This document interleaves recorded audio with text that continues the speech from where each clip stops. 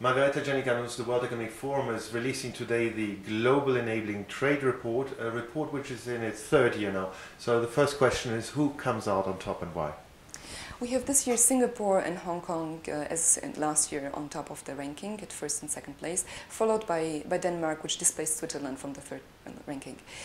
In the case of Singapore and Hong Kong, we see that both countries are very open economies. They rely on trade to a large degree for their economic performance, and they have put in place a necessary attribute across the board to enable trade.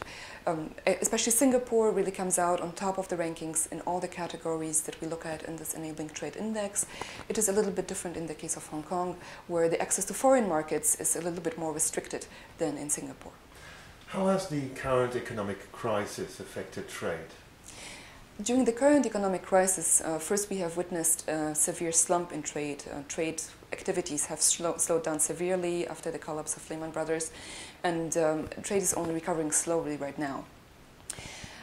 However, despite the initial fears of protectionism, we have seen that the global economy has proven very resilient to the threats of protectionism over the past 2 years. And actually, this is a success that has to be attributed to the actions of the G20 countries and also to a very strong framework that the WTO has put in place, which limits increases in trade barriers. Some countries, such as Russia and India, have dropped in the ranking. Why? Why is that? Yes, both countries have dropped. India has dropped by 8 positions to 87th this year, and Russia by 5 positions to 114th. In the case of India, what we see is that actually India stagnated across all the categories that we look at. It has not improved, and because other countries have improved at the same time, it has fallen behind. In the case of Russia, we actually see that, especially in the area of market access, the country has deteriorated slightly. This is a result of the country's decision not to accede to the WTO, and we see that both in the area of domestic market access, where the trade barriers have increased, as well as in the area of foreign market access, meaning the market barriers faced by Russian exporters abroad, the results have deteriorated. Smaller countries seem to fare better in our index than bigger countries. Why is that? Well, smaller countries are in general more open to trade because they need to trade more. They use it as a complement for their small domestic markets.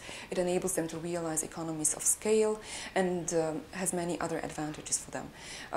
In addition, the political pressures in small countries are very different. They tend to favor trade because the industries are less dependent on the internal market, which is small. So the smaller countries such as Singapore and Hong Kong, which come out on top, have a natural advantage in this results. At the same time, we see that some of the large economies have actually achieved relatively good results. So Germany comes in 13th, which is the best placed among the bigger economies, and even the US at 19th, although it drops 3 positions, achieves a relatively good ranking for such a big economy. And one last word on Vietnam, a rising star in Asia, I may say so. Yes, Vietnam this year has improved by 18 positions, and this is the direct result of the country's accession to the WTO in 2007. Vietnam is still in the phase-in period and is still reducing tariffs significantly, which led not only to a reduction in tariffs in the country, at the border in the country, but also to a reduction of tariffs of Vietnamese exporters abroad. So the country has significantly benefited from its accession to the WTO.